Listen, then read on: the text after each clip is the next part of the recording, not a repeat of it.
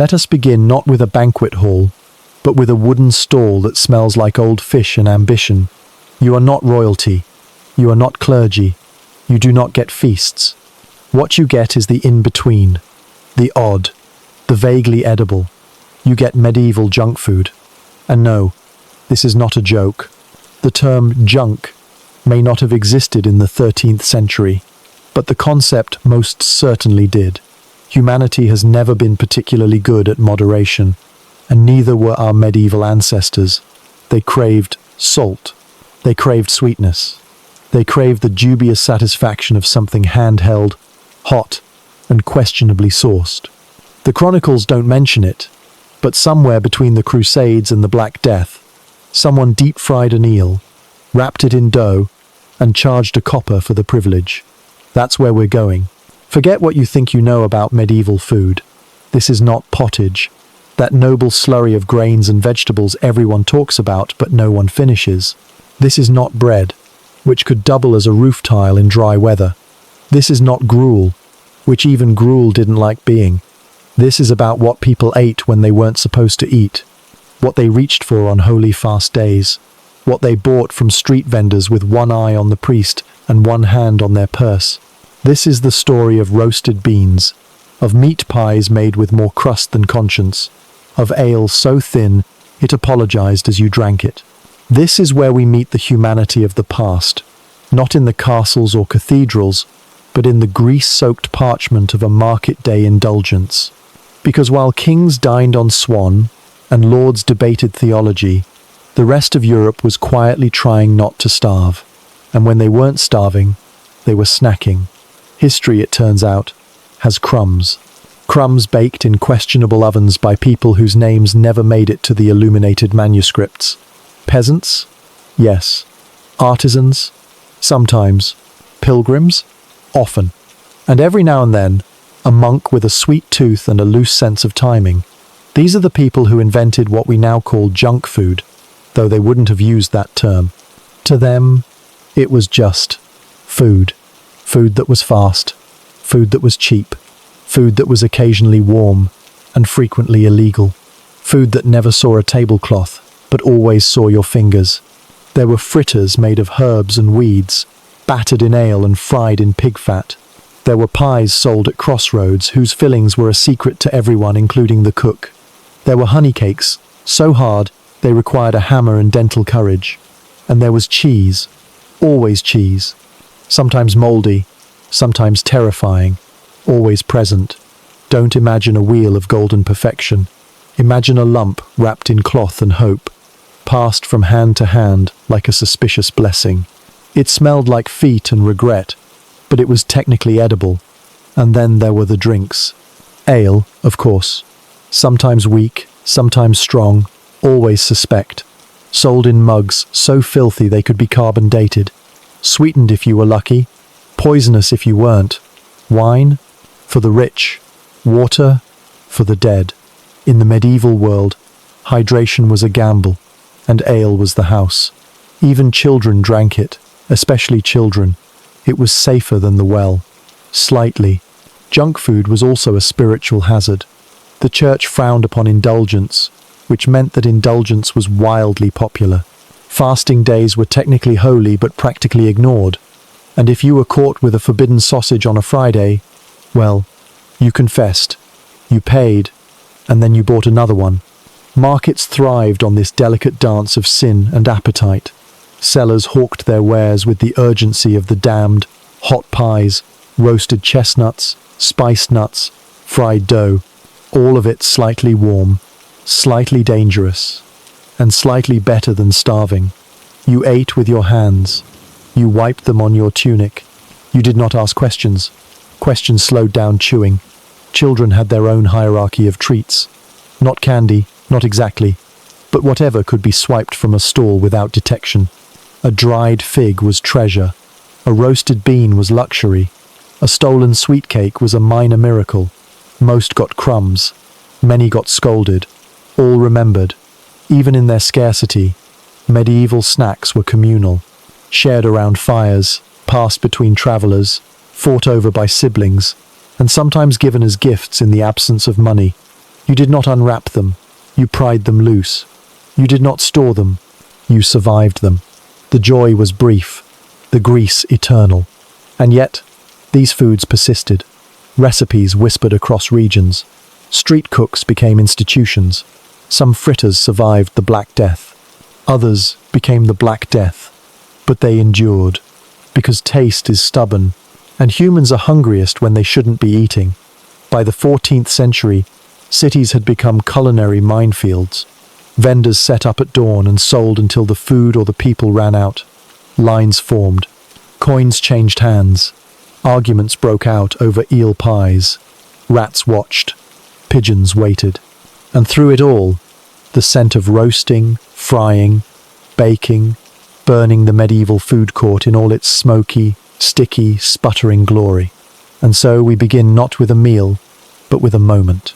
A bite snatched on the way to somewhere else. A flavor remembered not for its beauty, but for its timing. This is not history as written by monks. This is history as tasted by the hungry, as chewed by the weary, as regretted by the sick. Welcome to the other side of the table. The one without linens, the one without silver, the one where food meets fire, fire meets fat, and nobody asks where the meat came from. Welcome to medieval junk food. You enter the medieval market not with the hope of pleasure, but with the obligation of necessity, stepping into a living organism made of human breath, muddy footprints, and food smells that range from intoxicating to indictable. The street is not a street. It's a winding, chaotic artery pulsing with hawkers, beggars, midwives, thieves, and livestock that may or may not be for sale. Welcome to the Middle Ages version of a snack aisle, loud, lawless, and smelling vaguely like turnips left in a hot cellar. There are no glass display cases here, no refrigeration, no standards, unless you count not actively on fire as a standard. Everything is open, touchable, and unapologetically handled by everyone before you. You wade through the muck to find what counts as a treat, but in the medieval world, treat is a relative term. Let's begin with fried dough. Ubiquitous, oily, and suspiciously chewy. It's the one thing everyone can agree on because it's bland, filling, and unlikely to kill you today. The oil used for frying is never changed, just rebaptized with each new batch. It's been passed down like a family heirloom, thick, dark, and flavored with the ghosts of every ingredient that ever touched it. These fritters come in several variations. Plain, if you're poor, filled with something allegedly fruit, like, if you're lucky, or sprinkled with ash and bits of straw, if you're realistic. They're eaten hot to mask the flavor, and to remind your hands that warmth is still a concept. Further down the market, meat pies take center stage. These are the Russian roulette of medieval snacking. The crust is thick, hard, and meant more as a container than an actual food item. The filling is mystery, meat often pork, sometimes rabbit, occasionally whatever was caught in the traps last night. Don't ask about sourcing. No one else does. If you care too much about what's inside your meat pie, you probably don't belong here. The spice blend, when it exists, consists of salt and regret. And if the meat isn't spoiled, that's considered a sign from God. Then there's the cheese. This is not the creamy, curated luxury you're imagining. This is cheese that fights back. It's dense, sharp, and carries an odor that can be used as a weapon. Mold is a feature, not a flaw. Some of it is wrapped in wax. Some of it is wrapped in linen. Some of it is wrapped in nothing at all, because bacteria is just seasoning in the Middle Ages. One bite, and your tongue goes numbed again. That's probably a blessing. Vegetables exist, but they're not really here for snacking. No one craves cabbage. No one dreams of raw parsnips. But if you're lucky, you'll find onions roasted in their skins and served with a dollop of sour cream that may or may not be sour on purpose. Fruits are rare and seasonal, which means when you do find them, they're dried, shriveled, and sold like contraband. Dried figs and dates are the caviar of the marketplace, unless you're wealthy, in which case someone else is buying them for you. Now let's talk sweets. Honey is king, sugar is a fantasy, and syrup is anything sticky that hasn't attracted too many flies. Honey cakes are pressed into crude shapes and stored in baskets lined with wool or hay. They taste like beeswax and ambition. Children fight over candied nuts that are 90% shell and 10% sweetness. These are not snacks. They are status symbols. If your fingers are sticky by the end of the market visit, you are either lucky or bleeding. Speaking of sticky, ale and cider are served everywhere. Weak by modern standards, they're consumed like water because, well, actual water is a death wish. Ales are sometimes flavored with herbs, sometimes with desperation. There is also mead, a fermented honey drink that makes everything slightly more tolerable for a moment before the headache reminds you of your mistake.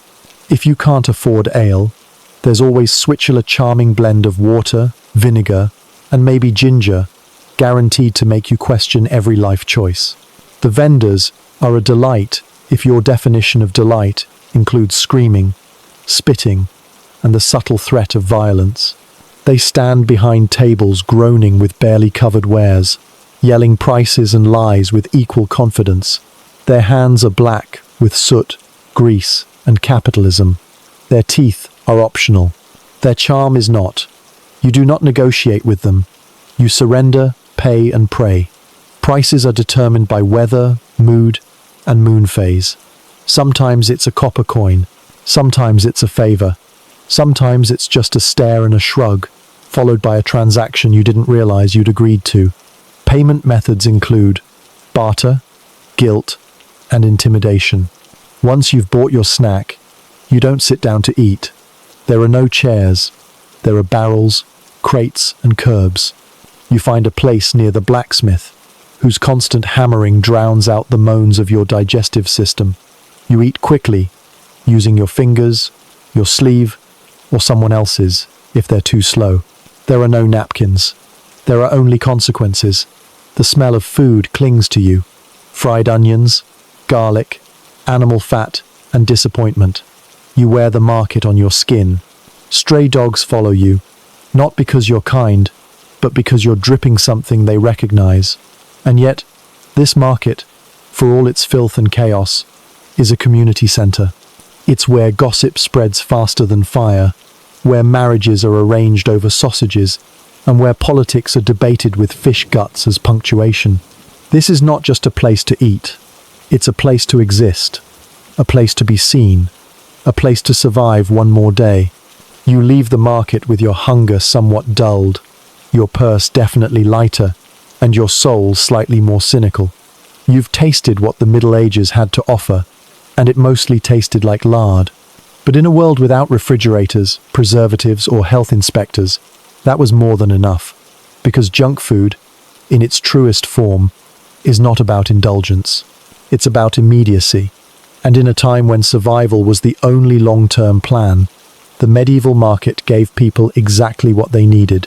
Something hot, something greasy, and something to remind them they were still alive, at least for now. Imagine a pie, not the kind that cools on windowsills in quaint fairy tales. No, imagine instead a lump of pastry, thick as old roof shingles, crimped shut with fingers that haven't been washed since Lent, and filled with a mystery so dense, even God doesn't ask what's inside. Welcome to the medieval meat pie, a food so emblematic of suspicion that biting into one was less about taste and more about trust issues. These weren't delicacies. They were edible containers, culinary Trojan horses that carried secrets no one wanted to speak aloud, but everyone agreed to chew through. The crust, or coffin as it was often called, yes. Coffin was a dense, flour and water shell, baked until it could withstand transport, blunt force, or judgment. You didn't eat it unless you were desperate, or just really into fiber. The real business happened inside, and by business, we mean the kind that might have walked yesterday. Meat was the hope, and not always the reality. The most common fillings included pork, mutton, or beef, but those were idealized versions of the truth. The actual contents might range from pigeon to eel to bits of rabbit that had met an abrupt and unplanned end. Organ meats were common, not because people loved liver, but because it was what was left after someone wealthier took the rest. And if that organ had belonged to something that hissed, crawled, or was recently road adjacent. Well, that's between you and your stomach now. The smell alone could clear a radius, not that anyone noticed. Everything already stank. There were fish pies too, though to call them fish was an act of generous imagination. Salted herring, rehydrated just enough to remind you of the sea, specifically the part of the sea where things go to decompose. These were favored during fasting days, when meat was banned and fish was the loophole, because nothing says piety like eating gelatinous fish paste encased in scorched pastry. Spices were added when available, not for flavor, but to fight the suspicion that whatever was inside had turned sentient. Pepper, nutmeg, or cloves, if you were rich. Onions and hope, if you weren't. Medieval cooks were alchemists of deception. Their skill measured not by taste but by how successfully they masked decay. If a pie smelled strongly of cinnamon, chances are it had something to hide. Sometimes pies contained surprise eggs, raisins, or fruit mixed into the meat to create a texture best described as unsettling. This was called a chewit, a name that sounds like something a cat coughs up and may not be entirely inaccurate. Presentation was not important. If it could be stabbed, baked, and survive a half-day's journey on horseback, it was considered gourmet. And let's not forget the special occasion pies, often sculpted into animals, castles, or fantastical beasts. These were status symbols, edible theatre for the rich, who wanted their food to scream, "Look at me, I own a baker with sculpting skills." Sometimes they were filled with live birds that would fly out upon cutting ears. An actual horror show passed off as entertainment. Live music, but from inside your dinner. For the working class, pies were a means of preservation, not refrigeration, which didn't exist, but entombment. Meat baked inside a coffin of dough lasted longer, especially when soaked in fat or lard, to seal in the questionable freshness. If the crust developed mold, you just scraped it off. If it was green and fuzzy, you cut deeper. The goal wasn't to enjoy your food. The goal was to survive it. Buying a pie in the market was an act of social contract and blind faith. The vendor swore it was beef. Your nose told you it was regret. But you ate it anyway, because hunger was a better motivator than logic. You paid your coin, avoided eye contact, and bit into something warm, chewy, and ethically complicated. The crust broke like old parchment. The filling oozed like confession, and you swallowed quickly to avoid having to think too hard about the texture. Did it crunch? That could be bone, or shell, or tooth. Your own, if you were unlucky. And if you were lucky, the pie would fill you up just enough to forget your disappointment until the next one. It's important to note that pies weren't limited to meat. There were sweet pies too, though sweet here meant not entirely savory. Apple pies existed, as did those made with pears, currants, or even cherries. But sugar was rare and expensive. Most sweetness came from honey or dried fruits, and these pies were served on feast days or funerals, which in medieval life were often the same day. These pies were closer to tarts, and were usually more dignified than their meat-filled cousins, if only because they had fewer moving parts. For those in monasteries, fish pies and vegetable pies were common, especially on fasting days, which occurred with alarming frequency. These pies were considered non-offensive to God, which tells you everything you need to know about their flavor. Lent pies were the worst. Imagine a mix of onions, leeks, and crushed beans baked into a crust thick enough to block communication with the Holy Spirit. It filled the belly and crushed the soul. Children had their own version of piestini, handheld abominations sold near the edges of the market. Usually filled with whatever a merchant had too much of, they were designed to shut children up for a few minutes. They often did, either through brief joy or mild poisoning. These were not meals.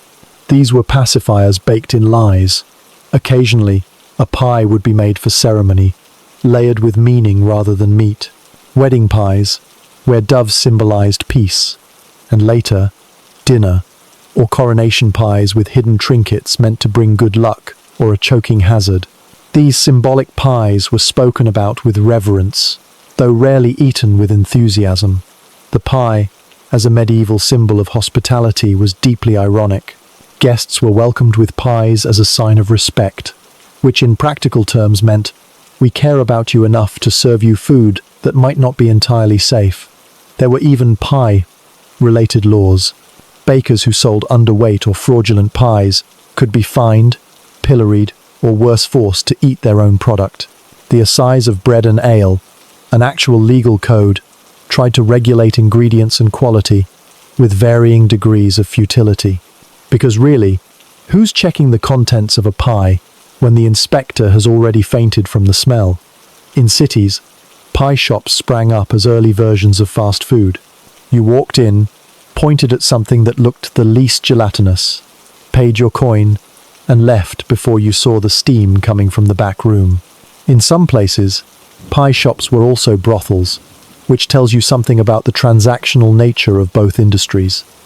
In the end, the pie was not a treat. It was not comfort food.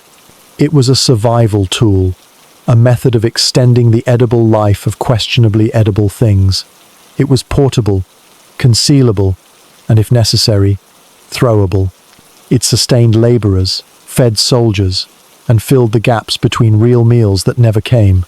It was democracy in crust form, available to all, trusted by none. So next time you sink your teeth into a golden, flaky, lovingly crafted meat pie, remember that once upon a time, its ancestor was a medieval gambler, hot pocket of hope and hazard, eaten by people who had no choice but to chew and pray. Because in the world of medieval junk food, pie wasn't just a dish, it was a dare. Welcome to medieval street food, where the only thing crispier than your roasted turnip is your sense of dignity. In an age before Michelin stars, food blogs, or basic sanitation, the culinary bar was so low it tripped over itself and fell face first into the hearth. You might assume that because food was scarce, people took care to prepare it thoughtfully. That would be incorrect. Medieval cooking was a festival of fire, smoke, and creative guesswork. And when in doubt, the go-to technique was simple: burn it. Charring wasn't just a consequence of poor temperature control, it was a lifestyle choice. In fact, the more burnt your meat, the more you could pretend you didn't see the worms wriggling in it yesterday. Fire didn't just cook, it purified, or at least, it comforted you into thinking it did. From the thatched roofs above your head to the embers below your dinner, everything was flammable, and dinner often tasted like it knew it. The frying pan, that glorious vessel of bubbling salvation, was usually a heavy iron slab hung above the fire or laid straight onto coals, coated in centuries of residue, rust, and whatever last week's dinner left behind. Oil was a precious commodity, so it was reused, repurposed, and reheated until it was no longer oil but a sentient liquid with its own beliefs. Frying was the poor man's sizzle, the village version of deep-fried glory minus the glory. Anything could be fried: eels, onions, goat fat, questionable dough, and anything fried tasted, if not good, then at least familiar. There was comfort in crunch, even if that crunch was just charred rat, which, yes, sometimes appeared on the menu, particularly when meat was scarce, which was always. But rats aside, fried food became the peasant's compromise: fast, hot, edible, and likely to stay in your stomach longer than raw porridge. Medieval pies were also regular carriers of mystery.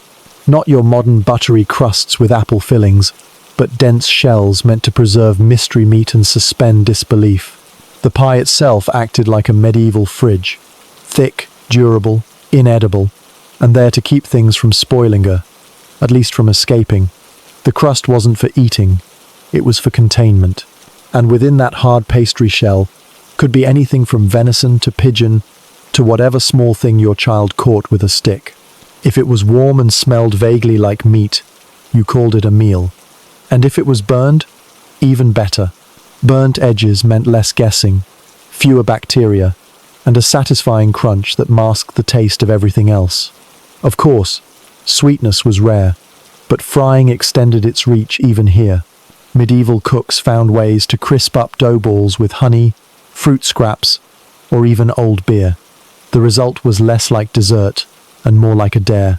Frying dried it out, toughened the outer skin, and locked in the sour taste of time. You didn't eat fried sweets for pleasure. You ate them because it was a holy day, and the church said gluttony was allowed once, and you would pay for it later, in full, with interest. The average vendor knew two techniques: burn or drown. There was no third option. Stews were boiled until nothing resembled its original form, and fried food was pushed to the brink of combustion. Street vendors operated with open flames, questionable hygiene, and even more questionable understanding of basic chemistry. Oil splashed, things sizzled, flames rose. Entire stalls caught fire more often than people admitted. If your meal didn't catch flame, your cloak might.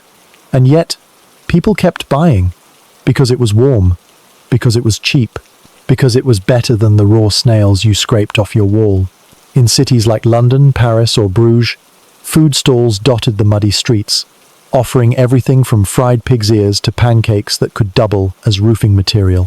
Fried fish, especially, became a mainstay, often salted beyond reason and blackened to oblivion. Why? Because rivers were full of things that shouldn't be swallowed, so the cook made sure nothing swam twice. The frying pan was armor, a chemical weapon against invisible enemies. Taste was irrelevant. Survivability was the prize. And let's talk about the smoke. Everything was cooked indoors. Ventilation was a loose concept. Chimneys existed, but rarely worked. The smoke clung to your clothes, your hair, your food, your dreams. Fried onions took on the flavor of timber. Potatoes weren't even a thing, yet Europe hadn't discovered its new favorite tuber. So instead they fried leeks, turnips, and roots that were more bark than bite. Whatever could be chopped and tossed in a pan became a snack. The resulting dish was often greyish, brownish, or alarmingly black. The colour palette of a medieval lunch ranged from soot to slightly lighter soot. Health inspectors didn't exist, and if they had, they wouldn't have lasted the hour. Food was sold near open drains. Rats were customers, not just pests. And the fried goods? Oh, they absorbed it all. Frying masked decay, muffled flavour, and convinced you that this seared, blackened object in your hand used to be edible. In the rare case you did eat something fresh, you instantly regretted it. The stomach was unprepared. The tongue betrayed. The bowels revolted. And next time, you returned to the burnt stuff, because it was safer. Burnt became a culinary identity. In monasteries, frying wasn't just a method, it was doctrine. Monks boiled, roasted, and fried everything with the solemnity of prayer. Fish Fridays were no reprieve. Fried fish was still fish. Fried flatbread, made of rye and weeds, still tasted like rye and weeds. Nothing truly improved, only became slightly harder and smokier. But fried food meant fire, and fire meant heat. And heat, in a world where everything else was cold and damp and vaguely fatal, was a small miracle. So you took the burnt offerings. You bit through the crunch. You ignored the inside. Because nothing says medieval treat like a blackened piece of gristle that might have once been part of a sheep or a really unfortunate dog. Modern diners talk about searing, about caramelization, about flavor depth. Medieval cooks talked about getting through the day without killing the family. The fire had to stay lit, the pan had to stay upright, and the food had to be cooked beyond any recognizable limit. That was dinner. There was no such thing as al dente. There was only done, and please let this not kill me. The legacy of this food, despite its humble and highly flammable origins, survived. Blackened dishes show up in Cajun cuisine. Frying became an art form, but in the Middle Ages, it was survival wrapped in sizzle. Not indulgence, not celebration, just the sound of something hitting hot oil and not screaming. That's how you knew it was ready.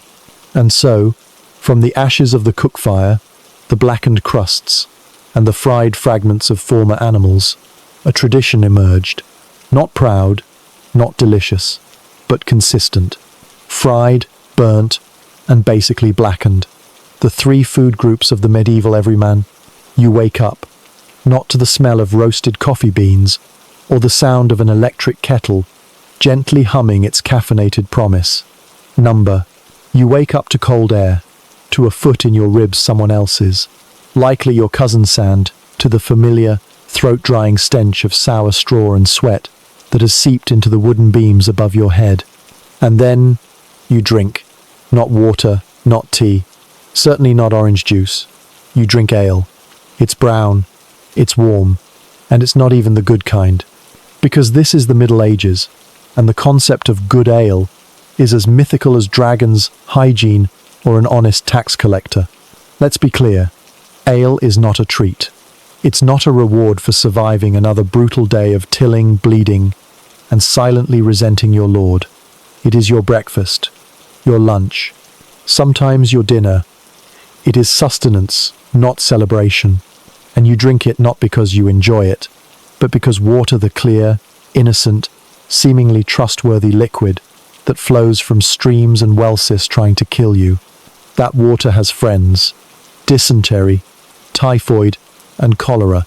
They're always around, always watching. So, you drink ale, not because you're an alcoholic, but because you want to live. And not just you. Children drink it, old men drink it, monks and nuns drink it. Even the suspiciously quiet guy who sharpens knives in the corner drinks it. Everyone is on the ale, all the time, because it's boiled, because it's safer, because somehow it's the lesser evil. Now, let's talk about what ale actually is. This isn't your local craft brew with hoppy notes and a cheeky citrus aftertaste. This is a murky, flat concoction, brewed in smoky kitchens and wooden barrels that haven't been cleaned since your grandmother was a virgin. It's thick, it's warm, it's grainy, and occasionally it has bits of last year's grain floating in bonus fiber. The alcohol content? Low, usually around 1 to 2%. It's what historians politely call small ale. You can drink gallons of it and still have enough coordination to shovel manure or chase a loose pig. That's not to say stronger ale didn't exist. It did. But that was for special occasions like your village surviving a whole week without a death, or someone discovering a dead rat in the well, instead of drinking from it first. Brewing ale was mostly a household task, and guess who did it? That's right, women. Alewives were a cornerstone of medieval society, and they were often more feared than respected. Why? Because they had power, the power to keep the village hydrated, mildly buzzed, and alive. Their brew could make or break a reputation. And yes, some of them added herbs or spices like wormwood, heather, or whatever looked vaguely edible. Sometimes it worked. Sometimes it killed you. That's the gamble. The brewing process itself was rustic at best and hazardous at worst. You start with malted barley eve. You're lucky and you mash it up in hot water. Then you boil it. Maybe you throw in some hops if you're somewhere continental and pretentious. Then you let it ferment in a container that used to store pickled fish. Is that a sanitary process? Number. Is it effective? Also no. But does it get the job done? Marginally. You pour it into a wooden mug that hasn't seen soap since the last crusade, and you sip, slowly, cautiously, like it's a potion from an unreliable wizard. By mid-morning, the whole village is operating on a low, steady buzz. No one is drunk yet, but no one is entirely sober either. It makes the back-breaking labor slightly more tolerable. It makes the weather feel a bit less like a personal insult. And it helps you forget, if only for a moment, that you've never once tasted clean water. Of course, not everyone drinks the same ale. Your social status determines what kind of poison you get. Nobles drink strong ale, a more refined brew with actual flavor and fewer floaty things. Monks drink their own monastery ale, made in huge vats by the most pious alcoholics in Europe. Peasants like you drink what you can get. If it's brown and doesn't actively fizz, it's safe enough. The worst part? You're used to it. You've never known better. You don't crave wine, because wine is for lords and popes. You don't crave mead, because honey is too precious. You crave ale, because your body has come to rely on it. It's your breakfast smoothie, your hydration plan, and your one luxury all in one tepid, sloshing mug. And let's not forget the side effects. The constant urination, the vague stomach discomfort, the moments of sudden clarity when you realize your entire hydration strategy depends on a bubbling wooden tub in a neighbor's shed. But you push that thought away, because the alternative is drinking water and gambling with dysentery. And you've seen what that looks like. You helped dig the grave. Now, sometimes you get creative. Ale is added to soups. Ale is used to soften stale bread. Ale is even poured into porridge. Because why not ruin everything at once? It's not just a drink. It's a lifestyle, a defense mechanism, a social currency, and yes, on occasion, a mild hallucinogen depending on what wild herbs someone decided to experiment with that day. People will tell you the Middle Ages were all about religion, warfare, and serfdom. But really, it was about ale. Ale sustained the masses. Ale softened the edges of an otherwise brutal existence. Ale was the constant companion, the breakfast buddy, the dinner guest who never left. And when the plague came knocking, when the frost killed the crops, when war trampled through the fields, what did people do? They drank. They drank because they were afraid. They drank because they were tired. And they drank because, sometimes, it was the only thing left to do. So, you finish your mug. You exhale the stale malt breath. You wipe your mouth on your sleeve, which is also your towel, your napkin, and your only clean possession. And then you stand up, pick up your tools, and head out into the grey. You are ready. Not because you slept well, not because you ate well, but because you drank well. And in the Middle Ages, that's as good a start as anyone can hope for. You may imagine medieval cheese as something served on platters beside goblets and grapes, possibly sliced with a jeweled dagger by a smiling noble. You would be tragically mistaken. Medieval cheese, particularly among the peasantry, was less a delicacy and more a dare. It was a dense, often unrecognizable object that sat on wooden boards, or, more commonly, directly on dirt floors, ripening, possibly fermenting in the open air alongside cats, children, and airborne diseases. The smell alone had enough potency to serve as a mild form of crowd control. Let's begin with the fundamentals. In theory, cheese is milk's way of avoiding death. Spoil milk just right, and it becomes food. Spoil it slightly wrong, and it becomes medieval cheese. The milk used was rarely pasteurized, because no one knew what that meant. Instead, they used what was available: cow, sheep, or goat milk, often mixed together and soured naturally with bacteria floating freely in the environment, like uninvited guests that refused to leave. If curdling didn't happen on its own, a calf stomach lining called rennet was added, turning the milk into curds and whey. Congratulations, you've made the first step toward a medieval cheese wheel, or rather, a lump.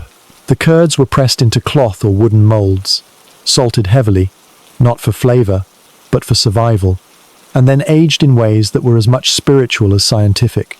Aging involved storing the cheese in a dark, cool place like a cellar or barn, or behind someone's bed. Time did the rest. Sometimes mold formed, sometimes insects appeared, sometimes both. And this was not necessarily discouraged. Mold wasn't seen as a red flag. It was a suggestion, a greenish, bluish, furry suggestion. Many peasants scraped the mold off. Others did not. No one documented who lived longer. One should also note that not all cheese was aged. Soft cheeses, often consumed fresh, were called white cheese or green cheese. Green not because of the color, though it occasionally was, but because it was young. These cheeses had the texture of regret and the taste of lukewarm compromise. They were slightly sour, occasionally gritty, and filled with small curds that popped in your mouth like edible disappointment. The well-off had access to better tools for pressing and aging cheese. Monasteries in particular were famed for their cheese-making. The monks, blessed with time, discipline, and minimal entertainment, became masters of dairy. They controlled humidity, used specific molds, and experimented with aging processes that, by sheer accident or divine intervention, produced cheeses of actual quality. These cheeses were prized, which meant, of course, peasants rarely saw them. Instead, the average medieval citizen gnawed on peasant cheese. Peasant cheese had names only in the sense that it existed. You ate what was there. No brand, no label, no assurance of origin. Sometimes it came with bugs. Sometimes it squeaked. Often it was more solid than bread. Sometimes it was the bread. Don't imagine cheese was a daily item. For the poor, it was a seasonal affair. Milk was only available when the animals were producing, usually spring and summer. The cheese made then had to last through winter, and by February it was not uncommon for one to hold a wheel of cheese and wonder whether it had once been alive. Cheese was also a class marker. If you had access to hard cheeses, those that could travel, and didn't rot in 2 days, you were likely a trader, a soldier, or a monk. If your cheese had flavor beyond salt and mildew, congratulations, you were probably nobility. For the rest, cheese was sustenance wrapped in mystery. Now, let's speak of preservation. Salt, again, played a leading role. Cheese was brined, buried in salt, or rubbed with it until the surface became a crusty armor against time and bacteria. Of course, bacteria didn't care. They always got in, but salt slowed them down, like a bureaucratic office at lunch hour. Storage mattered too. Cheese was hung from beams, hidden in hay, or wrapped in cloth, soaked with vinegar or brandy, if you were particularly paranoid or just pretending to be French. There were no refrigerators. There were no thermometers. There was only hope. Cheese could become a kind of currency. It was traded, gifted, taxed, and counted as part of dowries. In times of scarcity, it was hoarded and protected. In times of abundance, it was still hoarded and protected, because no one trusted times of abundance. Cheese also featured in medicine. Medieval physician Siva the Optimist believed certain cheeses could balance humors. Soft cheeses were cooling, hard cheeses were warming, blue cheeses were probably witchcraft.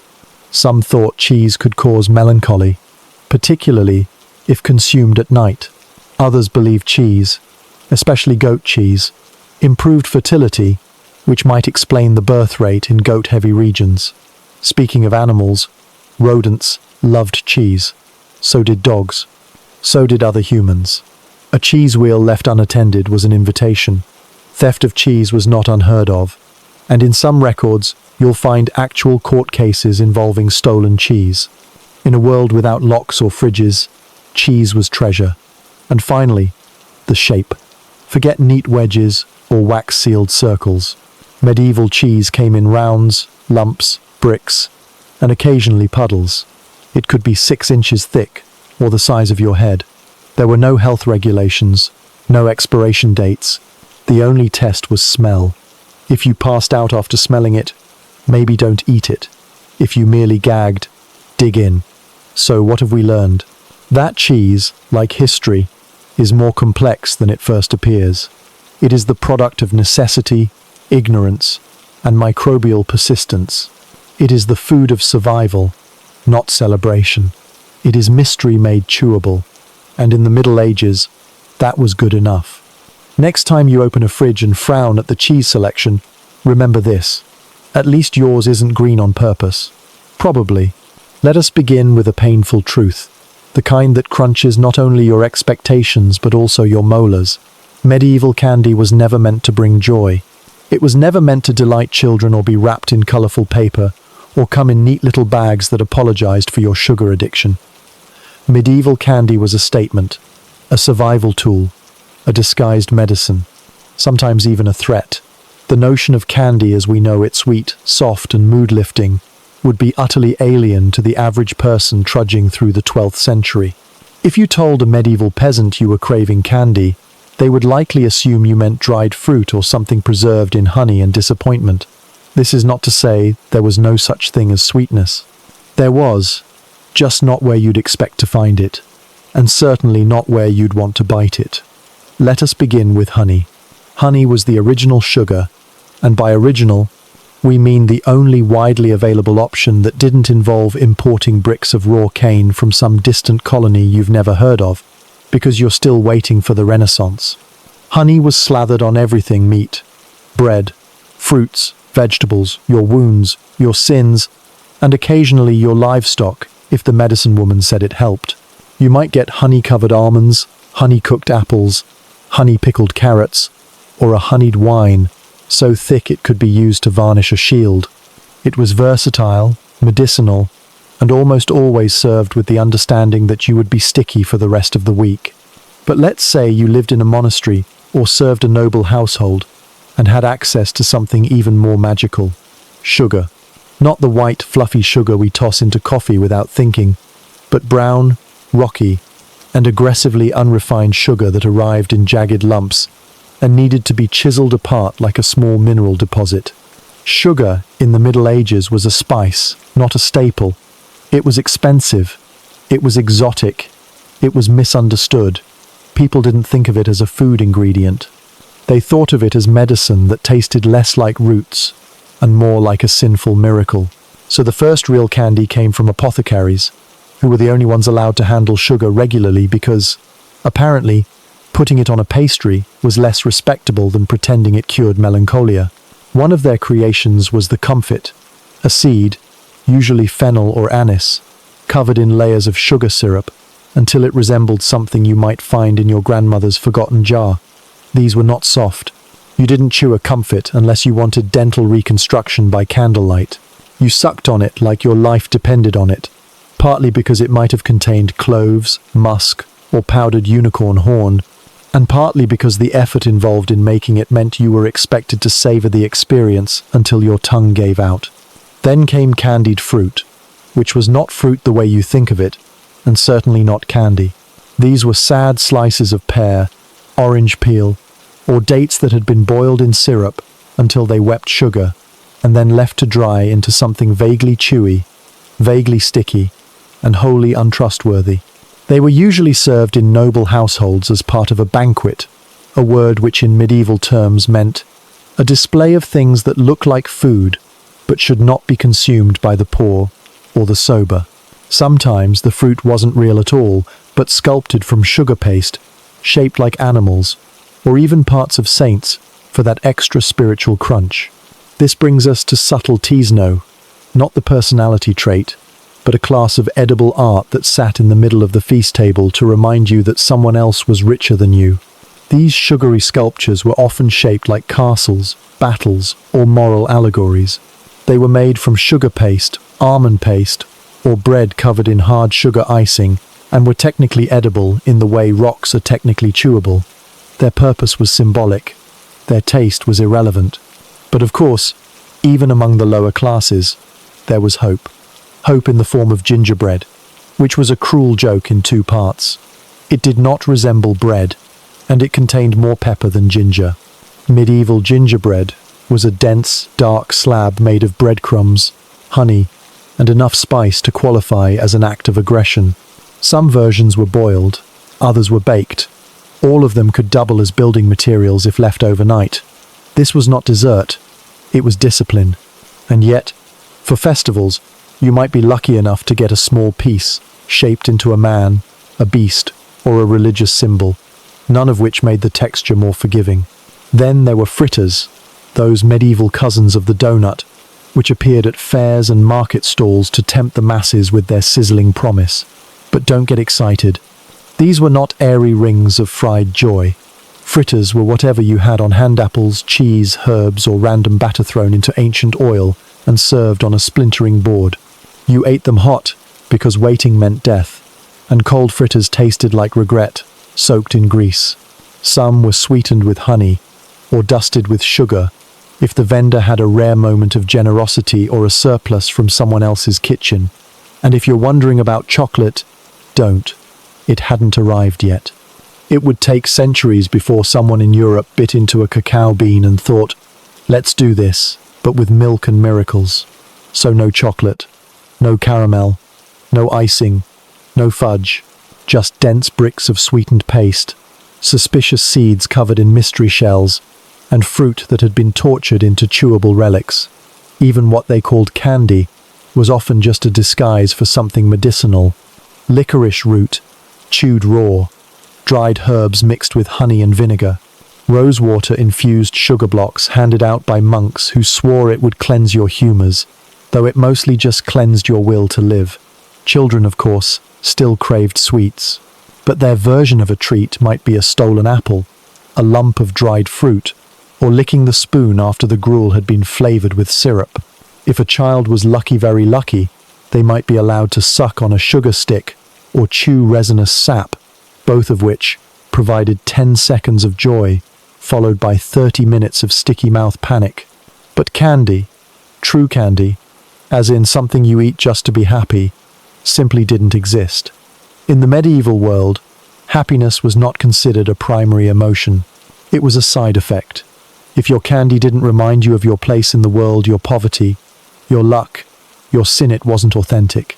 So if you ever find yourself transported to the 14th century with a sweet tooth, lower your expectations, way down, past the turnips, past the leeks, down to the root cellar where someone's great aunt has hidden a box of old comfits and a chunk of candied orange peel so sharp it could start a rebellion. And when you finally bite into itif, you still have teeth, you'll understand why medieval candy wasn't for comfort. It was for the bold, the bored, and the biologically fearless. Because if it didn't break your teeth, it wasn't real. If you were poor in the Middle Ages, and chances are, you were then, your concept of snacking didn't involve a bag, a brand, or a brightly coloured label. It involved a lot of squinting at the ground and wondering whether that thing near your foot was food, poison, or already claimed by a squirrel with better instincts than you. Welcome to the world of nuts, seeds, and foraged ambiguity, where your survival depended not on taste but on texture, not on cravings but on caloric density, and not on flavour but on the sheer determination to outlast hunger long enough to convince yourself that tree bark wasn't so bad once you got used to the crunch. Medieval people did not think of nuts and seeds as delicacies. They thought of them as scavenged insurance policies. Hazelnuts were among the most commonly consumed, not because they were particularly beloved, but because they were everywhere and required minimal processing. You could roast them, grind them into paste, or store them for winter, and they could double as projectiles in village disputes if needed. Walnuts were slightly fancier, often associated with monks and landowners, which meant if you were eating one without wearing a robe or quoting scripture, you were probably trespassing. Almonds, on the other hand, had dreams of grandeur, imported, expensive, and a favourite among cooks who wanted to make bland things taste like economic overreach. Almonds were ground into almond milk, a substance that had less to do with health and more to do with Lent, when dairy was banned and flavour was optional. But if you were a peasant, you likely had no access to almonds unless your lord had dropped some during a feast, or you were bold enough to raid the compost pile behind the manor. Chestnuts were the humble staple of the forested poor.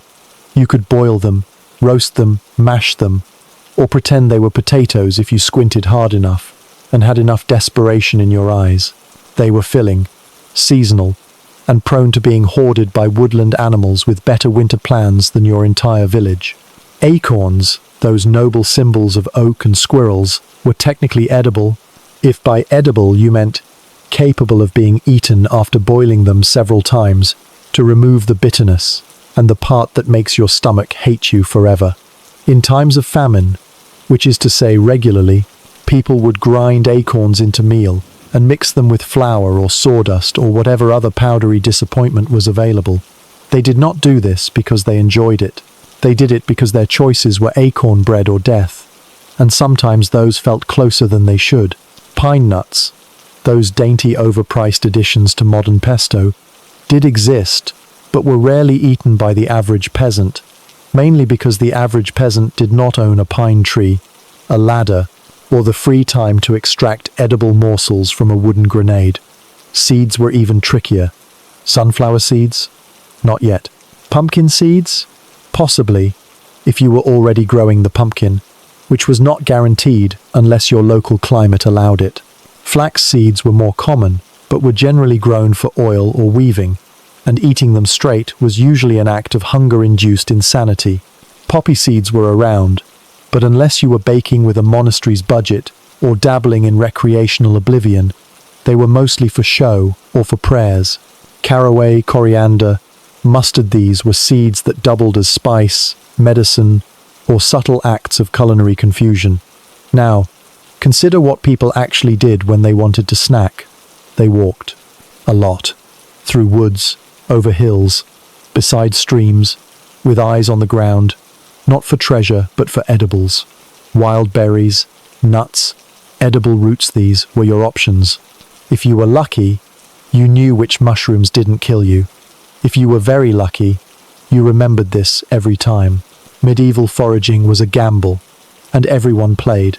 Elderberries, rose hips, blackberries, wild strawberry sweetness was fleeting, seasonal, and usually accompanied by thorns, mud, or competition from birds. And when the cold came, and the ground stopped giving, you turned to storage-edried nuts in sacks, seeds in jars, hope in short supply. But let's not get romantic. Most medieval people weren't wandering picturesque forests with woven baskets and linen bonnets. They were crawling through damp underbrush, covered in insect bites, swatting at wasps, and muttering about curses while hoping the thing they just picked wouldn't kill them in their sleep. There was no farm to table. There was ground to mouth, occasionally followed by mouth to grave. For children, nuts and seeds were treats if they had nothing better to chew on, which was often. A handful of roasted hazelnuts could pass for dessert. A few cracked walnuts might be traded for chores. And if someone roasted pumpkin seeds with honey, they were either a culinary genius or possessed by the spirit of an optimistic ghost. And yes, sometimes people just chewed on tree bark. Birch bark had uses medicinal, aromatic, sometimes even slightly sweet.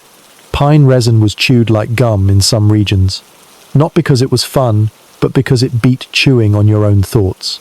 All of this paints a picture not of snacking as joy, but snacking as necessity, as negotiation, as a way to keep your hands busy and your stomach temporarily confused while you figured out if dinner was going to be a real event or just another round of boiled disappointment.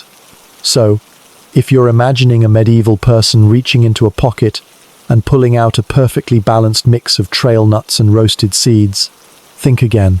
They might have a handful of dried peas, a pocket full of acorns, or some stale chestnut paste wrapped in linen, and they were grateful for it, because the alternative was nothing. And if they shared it with you, it wasn't hospitality. It was solidarity, the kind born of mutual chewing fatigue and the unspoken understanding that no one liked the taste, but we're all pretending together. So the next time you snack on a luxury nut blend while watching historical dramas, remember that for most of history, eating what you found on the ground wasn't quirky. It was essential. It wasn't earthy. It was a gamble. And sometimes, it wasn't even food.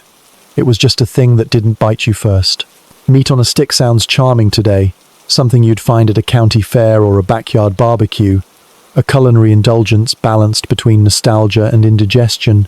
But in the Middle Ages, meat on a stick was rarely charming and never safe. It was a gamble with a splinter, a whiff of death, and the vague hope that the gods had better things to do than punish your digestive tract that afternoon. First, let's set the stage. The average medieval diet was overwhelmingly plant-based, not because of personal ethics, but because animals were expensive. The church had opinions, and famine was always waiting backstage. When meat was available, it was celebrated, devoured, and not always questioned. Freshness was a relative term. Rotten was negotiable. And food safety as a concept wouldn't be invented until people stopped dying from soup. Rancid meat on a stick was not a menu item but a reality, especially in marketplaces, fairs, and roadside gatherings where cooking techniques were best described as direct heat meets lowered expectations. The meat in question might be pork, if you were inland and poor, or fish, if you were coastal and also poor. If you were lucky, it was beef. If you were unlucky, it was rat. If you were very unlucky, it was rat, pretending to be beef and seasoned with denial. Salt and smoke were the primary methods of preservation. But salt was expensive, smoke was inconsistent, and people had things to do besides making sure your snack wouldn't kill you. A stall vendor might sell skewered meat that had been sitting in the sun for hours or days, its condition masked by aggressive spicing or a lot of prayer. Vinegar could help, mustard could lie, and if you had ale to chase it down, you might survive the experience without meeting the local priest. People didn't always know what they were eating, and frankly, they didn't care. They were hungry. Hunger rewires your standards. You stop asking questions like, "Is this safe?" and start asking questions like, "Is this mine?" If it smelled questionable, you held it further from your face. If it oozed, you cooked it longer. If it moved, you convinced yourself it was seasoning. The stick wasn't ornamental. It was functional. It kept your hands off the meat, which meant less chance of contracting something immediately visible. It also allowed you to roast or re-roast questionable cuts over a fire, which didn't always kill the danger, but gave you the comforting illusion of control. A charred exterior could disguise a disturbing interior. Burnt bits were signs of caution. Blackened fat was a culinary red flag waving cheerfully in your face. But in a world without refrigeration, expiration dates, or Yelp reviews, you learn to rely on your nose, your instincts, and your willingness to pretend. Vendors who sold meat on a stick weren't chefs. They were survivors with limited inventory, and even more limited conscience. The best ones rotated their goods often. The worst ones rotated the same goods until nature intervened. Travelers were especially vulnerable. You were on the road, you were tired, you were hungry, and that vaguely brown something near the fire smelled like food. It probably wasn't, but the dog that walked away from the stall limping seemed to survive. That was good enough. To make matters more medieval, the concept of what constituted edible was often determined by your rank, your desperation, and your recent exposure to food poisoning. A noble who encountered rancid meat could afford to throw it away and fire the cook. A peasant who encountered rancid meat could afford to eat it or bury it, and they often chose the former. After all, you only die once, probably. There were methods, of course, to make the meat last longer, or at least taste less like regret. Marinades made of sour wine, strong vinegar, herbs like rosemary or sage. These weren't flavoring agents. These were camouflage. Spices like cloves, pepper, and cinnamon were prohibitively expensive, but used sparingly to conceal the smell of decay. The idea wasn't to make bad meat good, it was to make it less obviously bad. Festivals were breeding grounds for this type of culinary improvisation. Large crowds meant large quantities of food, cooked quickly and distributed rapidly, with little concern for hygiene or common sense. Meat skewers sold from carts were likely pre-cooked, pre-spoiled, and pre-blessed. You grabbed one, bit carefully, and hoped the inner texture wasn't too gelatinous. Texture, in this context, ranged from chewy to slippery. And let's not forget the religious implications. Fridays, Lent, and various saint days limited what kind of meat could be consumed, if any. On such days, fish was permitted. But what counted as fish depended largely on where you lived and how creative your local clergy were. Beavers were declared fish. So were puffins. This led to some theological meat-on-stick moments that modern biology would find appalling. Rancid beaver tail roasted over flame? Perfectly pious. Your gut disagreed, but your soul was clean. In military encampments, meat on a stick was often the only option. Soldiers carried dried or smoked rations, but when raiding villages or pillaging markets, fresher semi-fresh meat was impaled, grilled, and devoured before it had time to protest. Hygiene was theoretical. Cooking tools were limited. Fire was a luxury. Meat was half cooked if you were lucky, raw if you were in a hurry, and half alive if you were very unlucky. And since death from dysentery was already a common outcome, one more bad meat stick wasn't going to change much. Children ate it too, not because it was safe, but because it was there. In homes with access to backyard animals, questionable meat was sometimes disguised in stew. On the street, it was cooked openly, on skewers or iron spits, and handed over without so much as a napkin or a second thought. The stick, by the way, wasn't sanitized. It was reused. From vendor to customer, to fire pit to ground and back again. You might pick meat off with your teeth, and with it, the bacteria of the last 6 people who didn't wash their hands because there was no running water, and soap was only for Sunday or sin. The culinary takeaway here is not that medieval people were immune to bad food. They weren't. They got sick. They died. But their definition of edible was more elastic, more forgiving, more rooted in the brutal understanding that if you waited for perfection, you'd starve by dusk. So you took the meat. You ate around the edges. You spit out the gristle and ignored the twitch. You burned it over flame until the smell resembled something nostalgic. And if it made you ill, you told yourself it was the weather, or the devil, or your own moral weakness. In modern terms, it was less farm to table, and more butcher to maybe grave. But it filled you, it warmed you, it kept you moving, and that was enough. So yes, rancid meat on a stick was a thing. It was many things. It was lunch, dinner, risk, regret, warmth, sustenance, and a tiny medieval dare whispered through the fire. And it was delicious, at least until the cramping started. Fish, in the medieval mind, was not merely a food group, it was an obligation, a religious loophole, a coastal curse, and sometimes a weapon against your taste buds. Forget salmon fillets kissed with lemon or elegant sushi platters chilled to perfection. This was fish in its most hostile form, dried until it resembled roof tile, pickled until it could clean a blade, and salted so aggressively it could dehydrate a camel.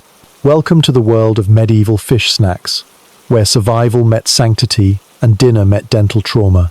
The first thing you need to understand is that the consumption of fish was not entirely voluntary. The Church, in its infinite culinary wisdom, dictated that meat should be abstained from on certain days, Fridays, Lent, vigils, and roughly half the calendar. Fish, as a result, became not only a pious choice, but a mandatory one, leading to what can only be described as the medieval equivalent of religiously sanctioned dietary monotony. This meant that demand for preserved fish soared, even in places where the nearest body of water was a rumour. Enter dried fish, the cornerstone of any self-respecting peasant's penitential diet. Cod, herring, and stockfish were the most common, with stockfish taking top honours in the category of food least likely to be confused for food. Stockfish, for the uninitiated, is unsalted cod, beaten into submission by wind, sun, and time, until it achieves a texture best compared to fossilized shoe leather. Before consumption, it required soaking, for days, and then boiling, for hours, and even then, it might still fight back. It was considered both food and furniture. If you needed a snack and a club, stockfish had you covered. In more affluent kitchens, at least kitchens with access to barrels fish could be pickled. This wasn't the gentle pickling of modern gastronomy. This was pickling done with all the finesse of a Viking raider. Vinegar, salt, more vinegar, sometimes spices if you were lucky, and then abandonment. The result was fish that could survive the apocalypse but not always digestion. Pickled eel was a favourite among the English, presumably because it looked like sin and tasted like revenge. And if you think eel is a niche delicacy, remember that in the Middle Ages, it was so common it could be used to pay rent. That's right, in kind, in eel. Medieval landlords did not ask for gold, they asked for 100 eels, not because they liked them, but because they kept, mostly. On the poorer end of the spectrum, fermented fish was a thing, a horrifying, smell-forward, deeply cultural thing. Scandinavians had versions of this, where fish was left to ferment in barrels until the scent alone could dissolve your will to live. Surströmming, a later Swedish invention, would fit right in here. Fish rotting gracefully in its own juices until it reached a point where opening the container was considered an act of war. But this wasn't limited to the north. Across Europe, fish was preserved in ways that respected one guiding principle: if it didn't make you violently ill, it was good enough. The primary purpose was survival. Flavor was secondary. Texture was irrelevant. Digestive aftermath was God's problem. Children were raised on this. Teeth grew in while gnawing dried herring. Toddlers knew the smell of fish stronger than their own name. Markets reeked of it. Taverns reeked of it. Your clothes reeked of it. If your partner came home smelling like pickled mackerel, you didn't ask questions. You welcomed them back from the edge of economic extinction. Fish was currency, penance, and punishment. And speaking of punishment, we must not forget garum, the fermented fish sauce beloved by the Romans and inherited by various medieval kitchens who had apparently lost their collective sense of smell. Made from fish guts left in the sun, until they liquefied into something resembling liquefied salt with ambitions. Garum was used to season everything from meat to porridge. If your food didn't taste like a dock worker's tears, it wasn't seasoned properly. Monasteries produced it. Nobles craved it. Servants feared it. And yet, it persisted. Because fish, when you couldn't get fresh, had to be something. And if it couldn't be good, it could at least be there. In coastal towns, fresh fish was sometimes grilled over open flames or cooked into stews, but even then, freshness was a gamble. Preservation was still king, and even your local fishmonger had more flies than options. Inland, dried fish travelled great distances. It was a trade good, a diplomatic offering, and a cause of mild international tension. England exported eels. Norway exported cod. People pretended to be excited about it. Monks in particular had a love-hate relationship with fish. On fasting days, they were required to eat it. On non-fasting days, they were allowed to eat it. The difference was academic. Fish was omnipresent, unescapable, and often responsible for mass hallucinations in poorly ventilated abbeys.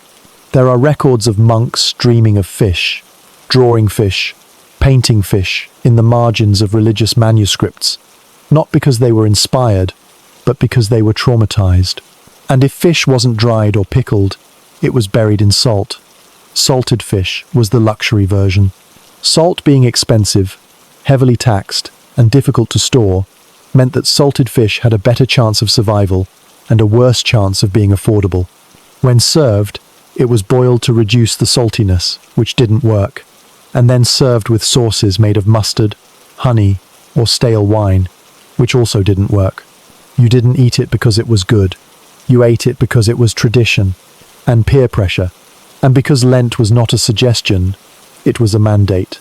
Tavern snacks included dried fish as a side. Want ale? Here's fish. Want bread? Here's fish. Want peace and quiet? Here's fish. Some inns offered smoked eels as delicacies, though no one ever described them as such with a straight face. They were oily, slippery, and vaguely accusatory. But they filled you up, and after 3 mugs of weak ale, you couldn't taste them anyway. In fact, many medieval fish snacks functioned less as food and more as palate training for future soldiers. If you could get through a month of pickled trout and not cry, you were ready to march across Europe. Children were rewarded with small, dried fish chewy, brittle, salted beyond sense. Think of it as the original energy bar, minus the energy, and with all the bar, they sucked on them like candy. They gave them to guests. They packed them for long journeys. You didn't ask if the fish had gone bad. You assumed it had, and ate it anyway. Because by the time you were asking, you were already hungry. Fish jerky was another innovation, made from thinly sliced strips of herring or cod, laid over hot stones or strung up in smokehouses until they resembled twisted leather bookmarks that doubled as dental tests. You needed strong teeth, or no teeth. There was no middle ground. And finally, we must speak of the psychological toll. Imagine living in a world where fish was a daily requirement and a daily threat, where flavor was optional, but indigestion was guaranteed, where the question wasn't, how was lunch, but, did you survive it? That was the medieval fish snack experience. Brutal, necessary, and, depending on the barrel it came from, possibly older than you. And yet, they kept eating it. Because hunger is stronger than taste. Because piety is stronger than nausea. And because in a world where life expectancy hovered around 30, no one had time to wait for fresh food. They ate what they had, and what they had was fish. If you ever want to measure medieval wealth without asking for bank records, because those didn't exist without counting the number of tapestries in someone's solar, just sniff their kitchen. Better yet, look for spice. Not herbs, not onions, not leeks, but real, imported, cost-prohibitive spice. Because in the Middle Ages, spice wasn't flavor. It was class. It was powdered dominance. It was a rich man's way of saying, I have ships, you have mud. Peppercorns alone could pay your taxes. Cinnamon could get you arrested for smuggling. Cloves were guarded like treasure, and saffron was what you reached for when gold seemed too subtle. Forget modern pantries full of 15 spice jars bought on a whim. Medieval spice storage was locked. Literally. Spice boxes were made with keys and hinges, treated more like weapon caches than culinary tools.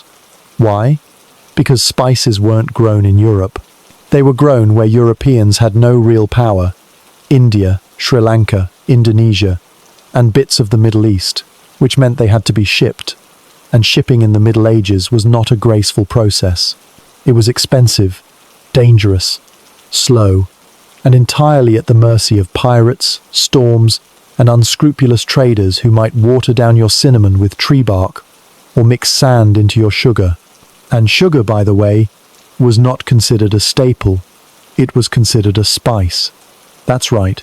The thing you dump in your coffee was, in the 14th century, a sign that your family was either nobility or dangerously in debt.